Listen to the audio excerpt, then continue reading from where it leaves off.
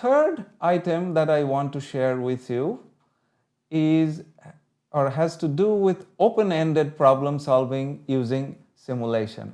What was the problem here? What was I trying to solve? I want to introduce computer-aided engineering to undergraduate biological engineering students using real-world problems that are open-ended. So how do I simplify such real-world problems?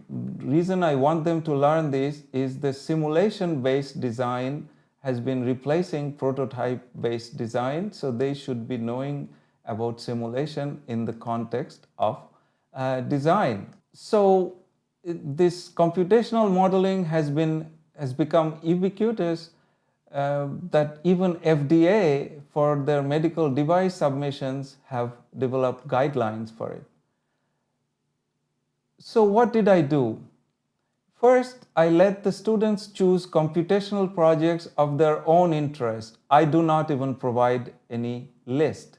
And then I want to share with you the structure that I had to develop.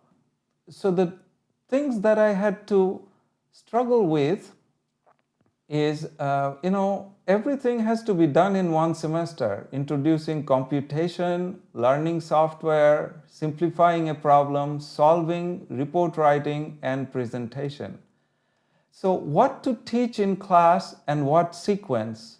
And so I'm about to share with you this sequence of things that I have settled down by trial and error over a very long period of time. So I start lectures, I talk about problem formulation. This is one of the most critical things in this class, how to simplify a real-world problem in terms of a mathematical problem that can be simulated.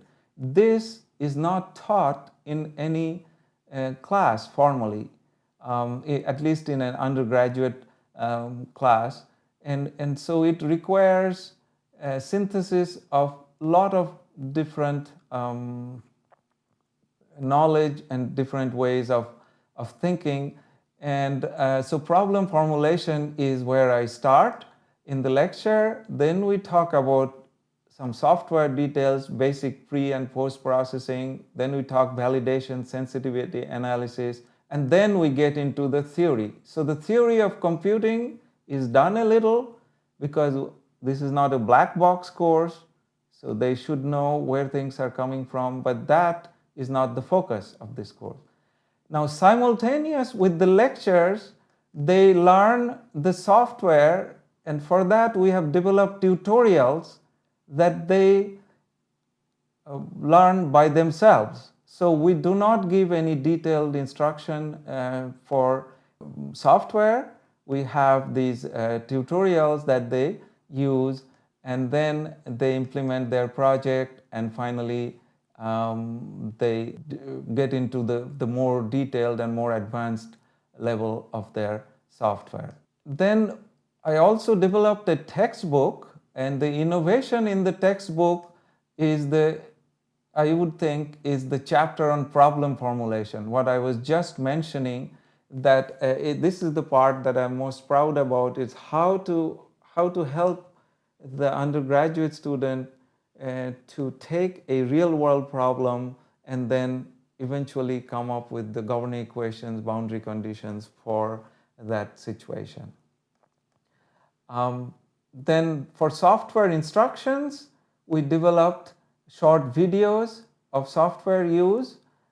And then the other thing I want to share is this big thing about collaboration with communication. So together with my communication colleagues, it's very tightly knit with the communication course, that they help in both written and oral communication.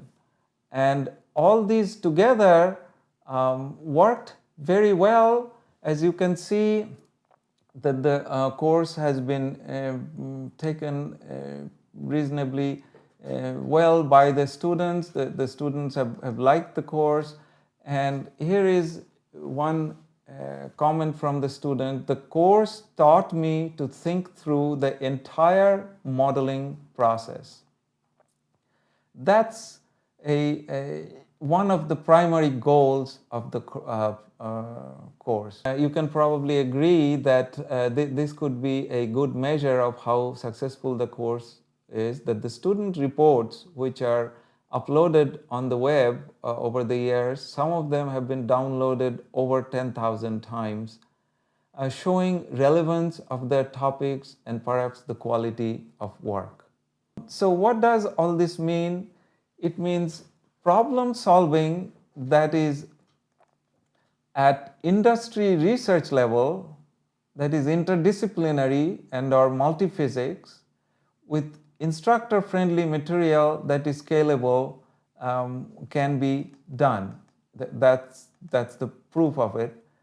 And what I just showed you is a template for integrating all of these things like design, research, open-ended, group work, communication, optimization, variability, uncertainty. All of these can be brought into this course template, and we know that these are desired by the accrediting organization like ABET and others. So all the resources that I mentioned, they are free and most are scalable. If you are interested in any of them, please email me. We can work together to train today's biological engineering student. Thank you.